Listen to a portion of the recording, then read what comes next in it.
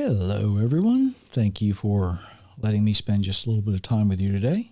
It is greatly appreciated. Before I get too far in and forget, the books are available at authorjerrymitchell.com, or you can go to givegod90.com and follow the links from there. Also, just a friendly reminder to make sure that you click all the clicky things, do all the, push all the buttons. You know the deal, right? Oh, me. It's been a fun day here. But that's neither here nor there. We live in a time, and you hear that often. Boy, do we live in a time. Sometimes people say, oh, we're here for such a time as this. And there's other things that people say that kind of go along with that. But we live in a time where we have the ability to communicate with people from all over the world. We can text, there's social media, there's email, all of these things that have a way of saving us time, right? But there is a cost that comes with that technology as well. And one of the costs that is most disheartening is we're losing the skills that help us really listen to each other. Not just hear what somebody's saying, but really listen. Before I get where I want to go with this thought,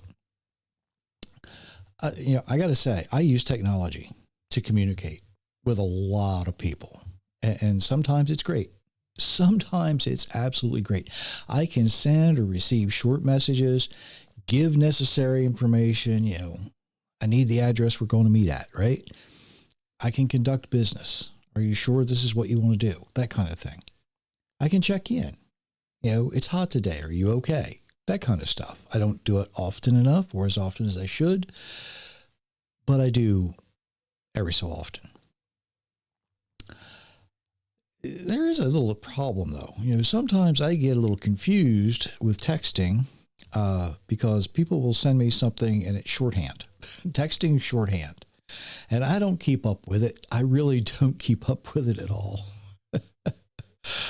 You know what I'm talking about. LOL, right? Laugh out loud. All in capital letters, usually. Got one the other day I wasn't quite sure of, though. And it comes from someone who, let's just say, English isn't their first language, okay? At the end of this particular text was capital N, capital M, capital O, okay? I had no idea what it meant. Apparently, it's something fairly new. I kind of looked it up, and I'm like, not my opinion. Of course it's their opinion. It didn't make sense. So I texted them back, okay, not quite sure what, NMO means. And they texted me back and said, oh, in my opinion. I said, huh? This went on for a few texts. And the person said, well, IMO means something completely different where I'm from. So then there's that issue with communication as well, right? So is it any real wonder people are having a hard time understanding when we're trying to communicate? But, miscommunication in text is not what I want to focus on, right? I want to focus on how we are actually losing the skill to really listen to what the other person is saying. Now, some older people, and I put myself in that category now because I'm old enough to know, or remember, I should say, when the telephone, well, in our house, it hung on the wall, and there was a short cord, so you were kind of, if you were on the phone, you were tethered to that section of the wall. You had about 4 feet where you could walk. The phone cord was about 2 feet long. So you had about 4 feet where you could kind of not do anything else. You had to stand there and pay attention. You had to listen to what the other person was actually saying. And you learn to listen not just to what they're saying, but the way they're saying it, the nuances in their voice. You get to pick up things. You get to pick up things. It's like having somebody right there in front of you. And we don't do that as often as we should anymore. Now, I don't think that the people who developed the technology for text ever thought that it would eventually begin to interfere with the way we communicate. It's like, this is great. We can send short messages. Yeah, you can. But those short messages are replacing that spoken communication. And the result is we don't understand each other as well as we used to. So what makes this important to living the way we're designed to live? Well, I'm glad you asked. Let's look at Isaiah chapter 6, beginning in verse 8, where he is recorded as saying, "Then I heard the voice of the Lord saying, 'Whom shall I send?'" Let me stop here for a second. Hopefully you're familiar with this. There was a song that went with this. It's like, "Here I am, Lord," right? That was a song. Let me continue. "Whom shall I send? Who will go for us?" And I said, "Here am I, send me. Here I am, send me."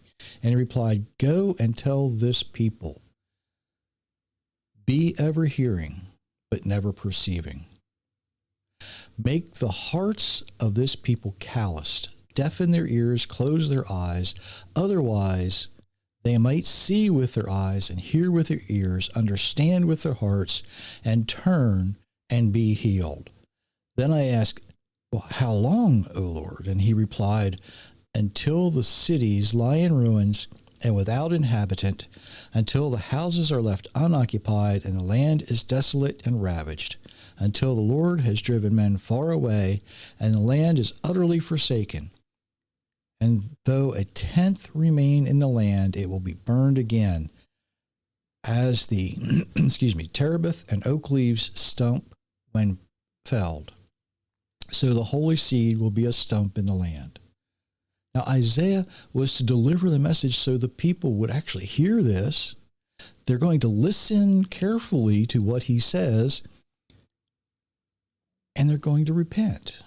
Well, some did, some didn't. Right? That's just the way it is. Well, let's look at Jeremiah 5:21. "Hear this, O foolish and senseless people." Can you imagine having a prophet who was basically the preachers of their time, right? "Hear this, O foolish and senseless people. You have eyes, but you do not see. You have ears, but you do not hear." Right? Imagine for a second, if you will, if you go to a church or to a synagogue, having someone stand up and say, "You need to listen, you foolish people. You have eyes, but you don't see, and you have ears, but you don't hear." Listen to Ezekiel 12:2. "Son of man, you are living in a rebellious house. They have eyes to see, but do not see, and ears to hear, but do not hear, for they are a rebellious house." Now, what he's telling Ezekiel here is, you live in a place where the people don't want to see. They don't want to hear. They want to do things their own way. And then there's Mark 18, "Having eyes, do you not see? Having ears, do you not hear? Do you not remember?" And back to Isaiah, "Bring out a people who have eyes but are blind, who have ears but are deaf." See, over and over and over again, we're giving the warning about hearing, listening, understanding. Really, actually listening and understanding to what the meaning of that is being spoken. Not just hearing the words, not just hearing the noise, but understanding what someone is attempting to say. That's what we're losing. That in communicating with each other, that's what we're losing. And here's the important part. If we're losing the ability and the skill to really listen to what someone else is saying to us or what they might be asking us, how in the world are we able to really hear the voice of our Creator when He's speaking to us through someone else? How will we be able to hear His voice either in our heart or from the lips of someone trying to deliver the message He has for us, like Jeremiah, like Isaiah? If we can't understand that, how can we understand when someone is going to be saying, you need to wake up, you need to pay attention, you need to get your life right, you need to repent? You see, this skill that's being removed from the much younger generation, because they spend so much time, texting, messaging, it's kind of frightening in a way, because we're not really listening. We're losing, because we're not really listening to each other, we're also losing the ability to speak so that what we are going to say is going to be understood in the first place.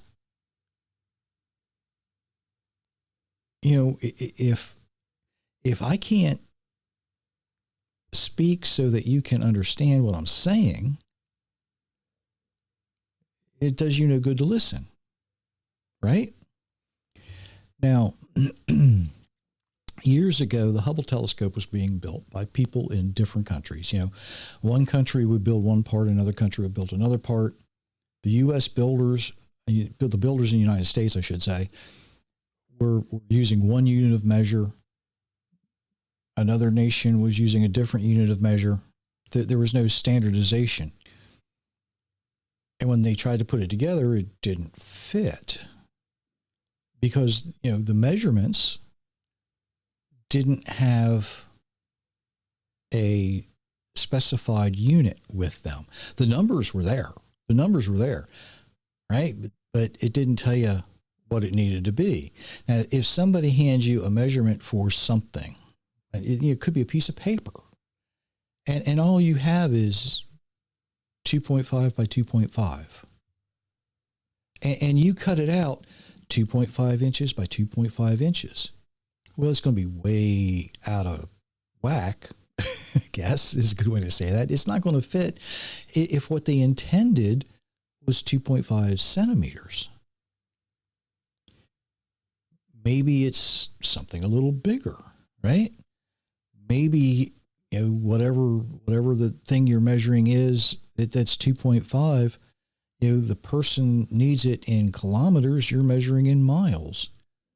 Or worse, 2.5 miles per hour is what you're supposed to be walking after this surgery on this treadmill.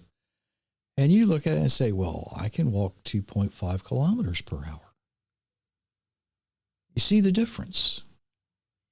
We need the understanding. We need the units. We need that complete communicative package. I think that's a new phrase now.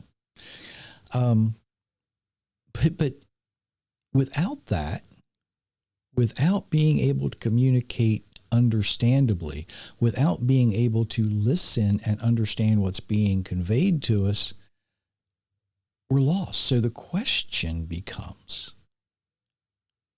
when our Creator is speaking, will you understand what He actually is saying? Or are you just going to hear what you want to hear and do what you want to do anyway? Or are you going to be like Ezekiel and, I don't care what he says, I'll just do things my own way and hope for the best? That is something to think about until next time. And by the way, need to let you know there won't be a podcast on Thursday or a video, either one. I'm taking a few days off, so not to worry. I'll be back next week. Some of you are going, oh, yay. Some of you are going, oh, really? I get it.